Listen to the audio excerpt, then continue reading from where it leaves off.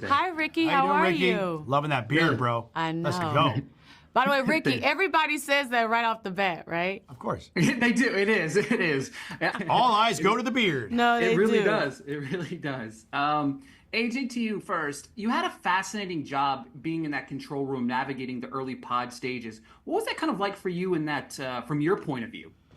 You know, it was educational. It was a little intense. You know, again, nobody wants to be the one that has to send somebody home. Right. But that's unfortunately my job when it comes to some of these artists, you know, that were on the show.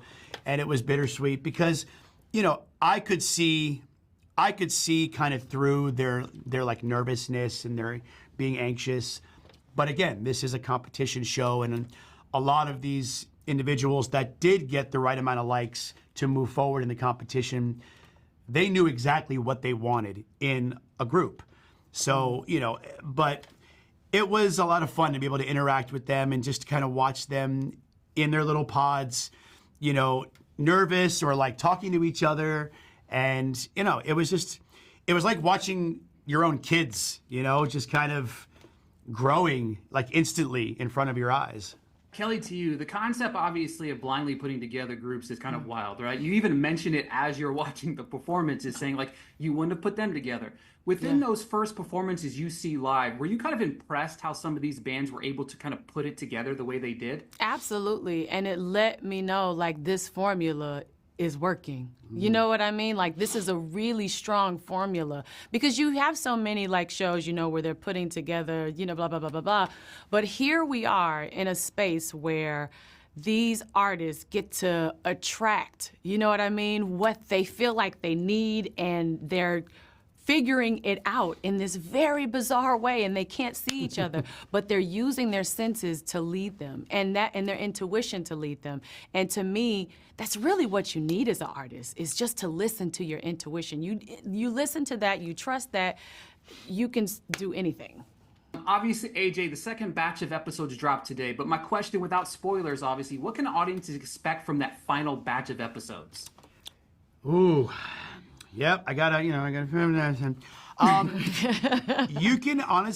can expect like a major level up experience. You know, going into the live performances, you know, everybody brought the fire. Everybody leveled up.